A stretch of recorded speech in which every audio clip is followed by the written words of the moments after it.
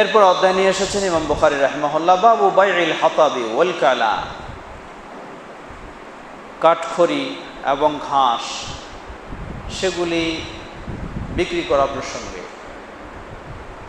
হাদিস নিয়ে এসেছেন ইমাম বুখারী রাহিমাহুল্লাহ, 3টি হাদিস, যে হাদিসগুলি প্রসিদ্ধ আগেও শুনেছি আমরা। প্রসিদ্ধ সাহাবী জুবাইর ইবনুল আওয়াম রাদিয়াল্লাহু তাআলা আনহু নবী সাল্লাল্লাহু আলাইহি ওয়াসাল্লাম থেকে বর্ণনা করছেন, তিনি বলেন, লিআন ইয়াখুযা আহাদুকুম আহবুলান ফায়াখুযা হুজমাতান মিন হাতাবিন ফায়াবিআ ফায়াকুফাল্লাহু বিহা ওয়াজহাহু খায়রুম মিন আন ইয়াসআলান নাসা উ'তিয়া আম মুনিআ। মানুষের কাছে হাত পাতবে, মানুষ হয়তো দিতেও পারে, নাও দিতে পারে। এই ধরনের লজ্জিত হওয়ার কাজ থেকে বিরত থেকে কেউ যদি রশি নিয়ে জঙ্গলে যায়, কিছু কাঠখড়ি সংগ্রহ করে সেগুলি বিক্রি করে তার রুজি রোজগারের ব্যবস্থা করে, এটা হলো অনেক ভালো কাজ, অনেক অপমানজনক থেকে মুক্ত হওয়ার কাজ। এই হাদিস দিয়ে সেটা উদ্বুদ্ধ করা হয়েছে, আগে আমরা এটা শুনেছি। দ্বিতীয় হাদিসটি একই অর্থবোধক হাদিস। তৃতীয় হাদিস নিয়ে এসেছেন সাহাবী আলী ইবনে আবি তালিব রাদিয়াল্লাহু তাআলা আনহু, তিনি বলছেন যে নবী সাল্লাল্লাহু আলাইহি ওয়াসাল্লাম বদরের যুদ্ধে গনিমতের মাল থেকে, আমিও যেহেতু যোদ্ধা ছিলাম, আমাকে একটা উট দিলেন, আর অন্যভাবে তিনি আমাকে আরেকটা উট দিলেন। তো দুটো উটের মালিক হলাম আমি। এই 2 উট ভরা এজখির নামক ঘাস সেগুলি নিয়ে বাজারের দিকে যাচ্ছি বিক্রি করার জন্য। তো বাজারের দিকে যেতেই এক আনসার সাহাবীর বাড়ির সামনে দিয়ে যাচ্ছি। তো বাড়ির সামনে দিয়ে গেলেই দেখলাম যে সেখানে ওই বাড়ির ভিতরে হামজা রাদিয়াল্লাহু তাআলা আনহু, তিনি তখনও ইসলাম গ্রহণ করেননি। তিনি আছেন ওই বাড়ির ভিতরে, তিনি ভিতরে নেশা করছেন,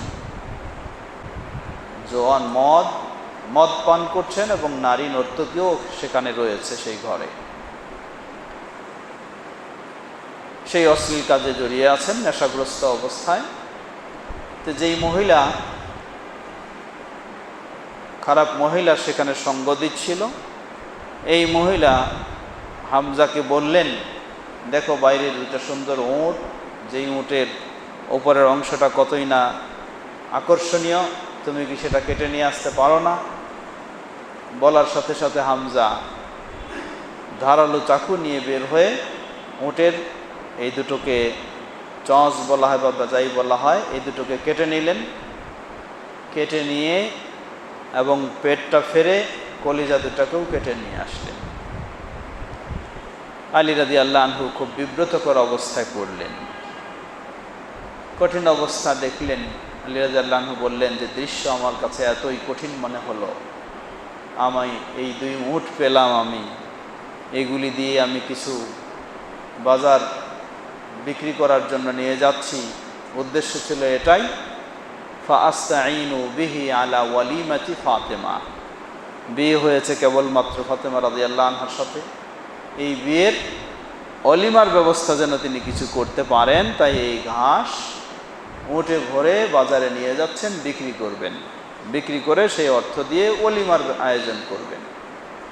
কিন্তু এই ঘটনা ঘটে গেলে তিনি নবী সাল্লাল্লাহু আলাইহি ওয়াসাল্লামকে আসে জানালেন যে এই ব্যাপার।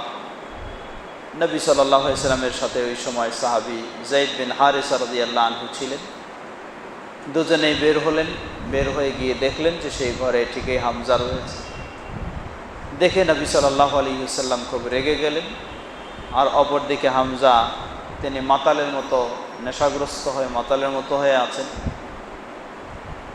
হামজা তিনি মাথা তুলে দেখলেন, ওয়াকালা হাল আনতুম ইল্লা আবিদুন লিআবাই, সে খারাপ মন্তব্য করলো, তোমরা কারা, তোমরা তো হলো আমাদের বাপদাদার দাস, এই বলে মন্তব্য করলো। নবী সাল্লাল্লাহু আলাইহি ওয়াসাল্লাম দেখলেন যে এই অবস্থায় তার সাথে কথা বলা এটা আরও অসম্মানজনক পরিস্থিতি তৈরি হতে পারে। ফরাজা রাসূল সাল্লাল্লাহু আলাইহি ওয়াসাল্লাম ইউকাহতিরু হাত্তা খারাজা আনহুম নবী সাল্লাল্লাহু আলাইহি ওয়াসাল্লাম পিছন দিক থেকে সেখান থেকে বের হয়ে চলে আসলেন। ওয়াযালিকা ক্বাবলা তাহরিমিল খামার।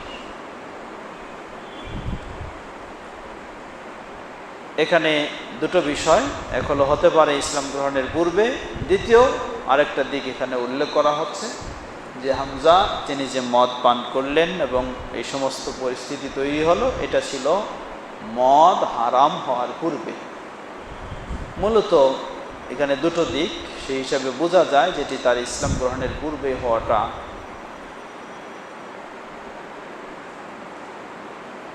যেহেতু সেখানে মদ ছিল এবং নারী ছিল। মূল বিষয় এখানে যেটা, সেটা বিষয় নয়, বিষয় হলো আলী রাদিয়াল্লাহু তাআলা আনহু তিনি ঘাস বিক্রি করতে নিয়ে যাচ্ছিলেন, ইজখির নামক ঘাস। সে বিষয়ে অধ্যায় নিয়ে এসেছেন ইমাম বুখারী রাহিমাহুল্লাহ।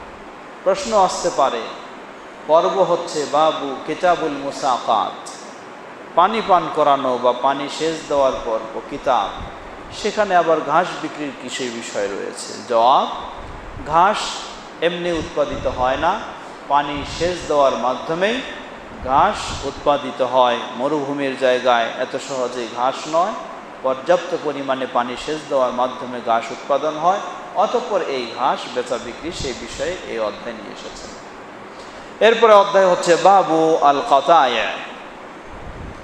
বাবু আল কাতায়া,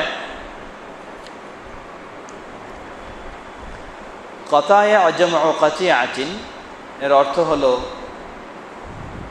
সরকারি ব্যবস্থাপনায় যে সমস্ত জমিন অনাবাদি, আবাদি উপযুক্ত নয়, সেগুলি সরকারি কর্মকর্তাদেরকে বসবাসের জন্য দান করা, সেই মর্মেই এই অধ্যায়।